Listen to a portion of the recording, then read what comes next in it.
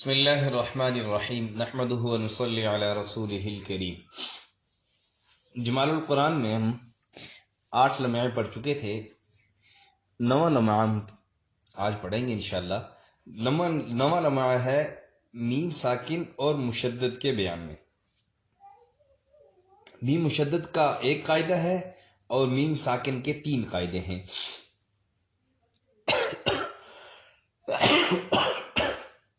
جب میم مشدد ہو تو اس میں ایک الف کی مقدار غنہ ہوگا، جیسے لم عم۔ میم کو حرف غنہ بھی کہتے ہیں۔ غنہ کی تعریف ہے هو صوت لذیذ یخرج من الخیشوم، یہ وہ لذیذ آواز ہے جو کہ خیشوم یعنی ناک کے بانسے سے نکلتی ہے۔ پھر غنہ کی 2 قسمیں ہیں، غنہ اصلیہ اور غنہ فرعیہ۔ غنہ اصلیہ یہ ہے کہ جو ہر وقت میم اور نون کے اندر موجود رہتا ہے، چاہے میم و نون متحرک ہوں یا ساکن ہوں۔ یہ غنہ بلا قصد ادا ہوتا ہے، یعنی بغیر کسی ارادے کے ادا ہوتا ہے۔ یہ صفات لازمہ میں سے ہے۔ اور دوسری قسم ہے غنہ کی، غنہ فرعیہ۔ یہ میم اور نون میں ادغام یا تشدید کی حالت میں موجود ہوتا ہے اور اصلی مقدار سے زیادہ ہوتا ہے۔ یہ صفات عارضہ میں سے ہے، کبھی نون میم کے اندر موجود ہوتا ہے، کبھی موجود نہیں رہتا، یعنی ہر وقت میم اور نون کے اندر یہ موجود نہیں رہتی۔ پھر اتنی بات سمجھیں کہ غنہ بذات خود نہ تو صفت ہے اور نہ ہی حرف ہے، البتہ جب حرف کا اپنے مخرج پر کامل مکمل اعتماد ہوتا ہے تو غنہ اس وقت صفت بطور صفت کی ادا ہوگا، اور اگر اعتماد مخرج پر کامل نہ ہو تو غنہ حرف کے درجے میں ادا ہوگا۔ دوسرا قاعدہ یہ ہے، جب میم ساکن، یعنی میم مشدد کا تو ایک قاعدہ گزر گیا، جب میم ساکن کے بعد میم متحرک آ جائے تو پھر ادغام مع الغنہ ہوگا، یعنی دونوں میم مل کر ایک مشدد میم بن جائے گا، جیسے الیکم مرسلون۔ جب میم ساکن کے بعد میم متحرک آ جائے تو ادغام ہوگا لیکن غنہ کے ساتھ۔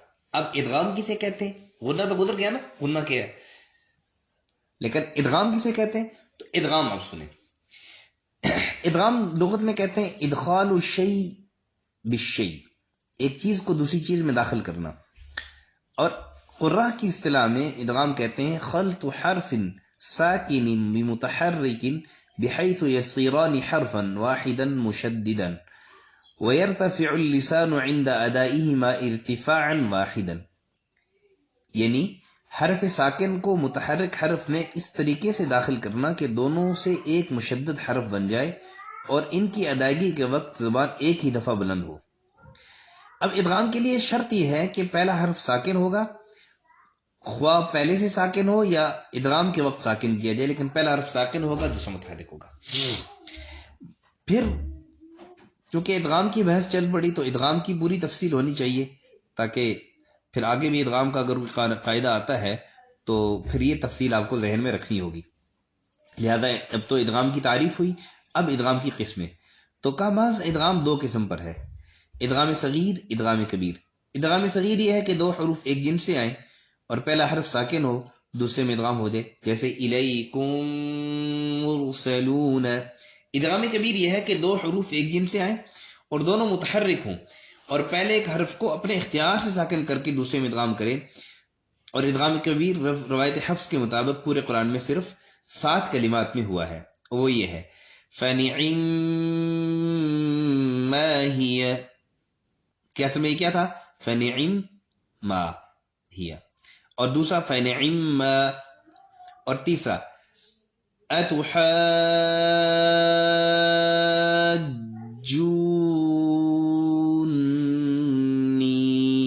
اصل میں کیا تھا؟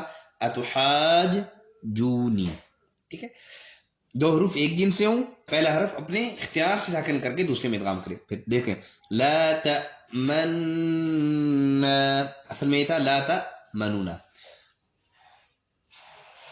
اور ما مکنی، اصل میں کیا تھا؟ ما مکنی، اور پھر مکننا، مکننا تھا اصل میں، تأمرونی، تو یہ کیا تھا؟ تأمروننی تھا۔ تو یہ 7 جگہیں جن میں ادغام کیا ہوتا ہے 7 کلمات میں کہ ادغام کبیر ہے، باقی سارے ادغام صغیر ہیں. یعنی آسان طور پہ یہ سمجھتے ہیں ادغام صغیر یہ ہے کہ پہلا حرف ساکن ہو دوسرا متحرک ہو، ساکن حرف کو متحرک حرف میں داخل کریں تو یہ ادغام صغیر ہے. اور ادغام کبیر یہ ہے کہ پہلا حرف متحرک ہو دوسرا حرف بھی ساکن ہو لیکن دونوں ایک جنس سے ہوں، دونوں ایک جنس سے ہوں، تو پہلے حرف کو اپنے اختیار سے ساکن کر کے دوسرے حرف میں داخل کریں گے تو اس کو ادغام کبیر کہتے ہیں. پھر سبب کے لحاظ سے ادغام کی 3 قسمیں ہیں: ادغام مثلین، ادغام متجانسین، ادغام متقاربین. یہ 3 قسمیں: مثلین، متجانسین، متقاربین. ادغام مثلین یہ ہے کہ 2 حرف ایک جیسے ایک کلمہ میں ایک ساتھ آئیں، 2 حرف ایک جیسے ایک کلمہ میں ایک ساتھ آئیں، ایک جیسے ایک کلمہ میں ایک ساتھ آئیں. جیسے دابتن، اصل میں کیا تھا؟ دابتن. اب دیکھیں یہ دو با ہیں، ایک جیسے ہیں، ایک کلمہ میں ہیں، ایک ساتھ ہیں، درمیان میں کوئی حرف نہیں ہے. تو ان دونوں کو جب ہم ملائیں گے تو کیا پڑے گا؟ داب، پہلا حرف ساکن ہے نا، دوسرا متحرک ہے، تو ساکن کو متحرک میں داخل کریں گے، اس کو کہتے ہیں ادغام مثلین. اسی طرح اذهب بکتابی، اصل میں کیا تھا؟ اذهب بکتابی. پھر دوسری قسم ادغام کی سبب کے لحاظ سے ادغام متجانسین. ادغام متجانسین یہ ہے کہ 2 حرف ایک ساتھ ایسے آ جائیں کہ دونوں متحد المخرج ہوں، دونوں متحد مخرج ہوں. پہلے کیا تھا؟ ادغام مثلین میں دونوں حرف ایک جیسے ہوں. اب یہ ہے کہ دونوں حرف ایک کلمہ میں آگے لیکن دونوں ایک جیسے نہیں ہیں لیکن متحد المخرج ہیں کہ دونوں کا مخرج ایک ہے، دونوں کا مخرج ایک ہے. تو اس کو کہتے ہیں ادغام متجانسین. جیسے قد تعلمون، اصل میں قد تعلمون تھا، تو اس کو کیسے پڑھیں گے؟ دال ساکن ہے، ساکن دال کو تا میں مدغم کر دیں گے، داخل کر دیں گے، تو کیسے بنے گا؟ قد تعلمون، قد تعلمون، متحد المخرج آ جائے. سبب کے لحاظ سے ادغام کی تیسری قسم ہے ادغام متقاربین. ادغام متقاربین، ادغام متقاربین یہ ہے کہ 2 حرف ایک ساتھ ایسے آ جائیں جو کہ دونوں قریب المخرج ہوں یا متحد الصفات ہوں. مثل الم نخلقکم، اصل میں کیا تھا؟ الم نخلقکم، تو لقکم. اب دیکھیں یہ دونوں قریب المخرج ہے، قاف اور کاف کا قریب المخرج ہے، اور متحد الصفات بھی ہیں، دونوں کی صفات تقریباً ایک بھی ہیں، ایک ہی ہیں، زیادہ صفات ملتی ہیں، چند صفات میں جو ہے نا وہ تبدیلی ہے. بہرحال پھر ادغام ہے کیفیت کے اعتبار سے کہ ادغام 2 طرح کا ہے: ادغام تام اور ادغام ناقص.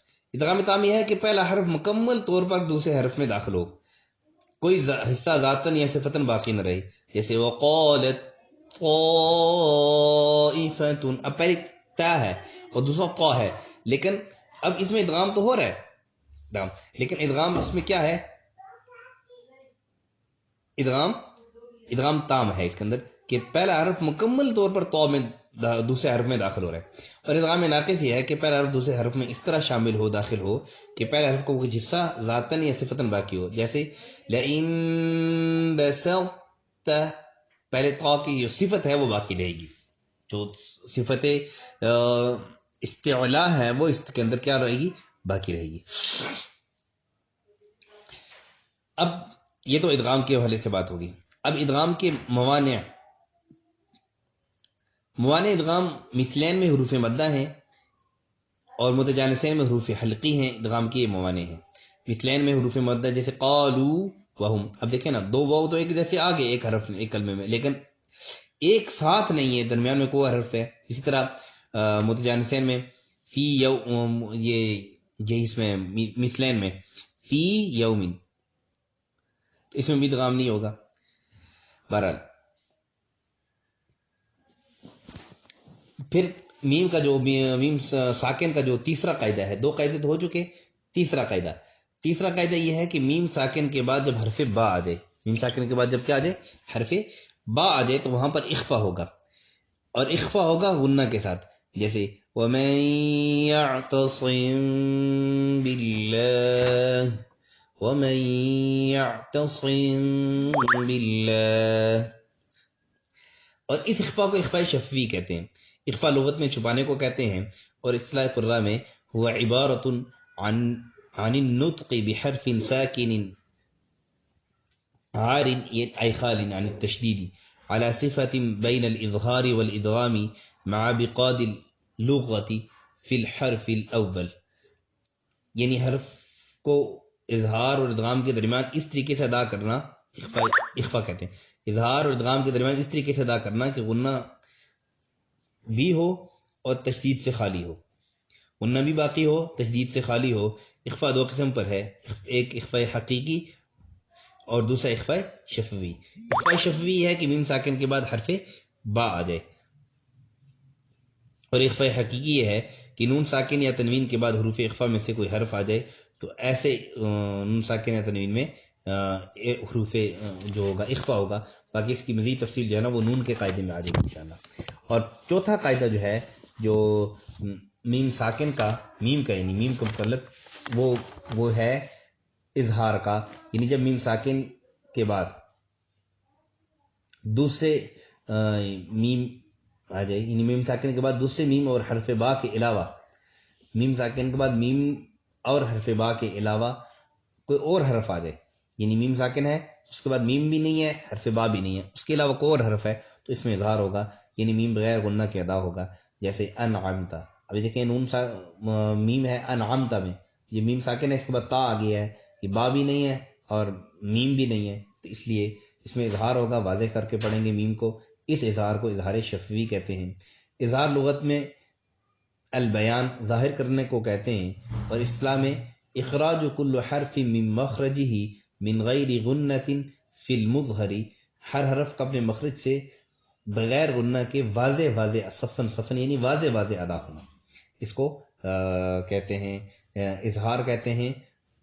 باقی انشاءاللہ اس کی تفسیر، یہ میم ساکن کے قواعد تھے. انشاءاللہ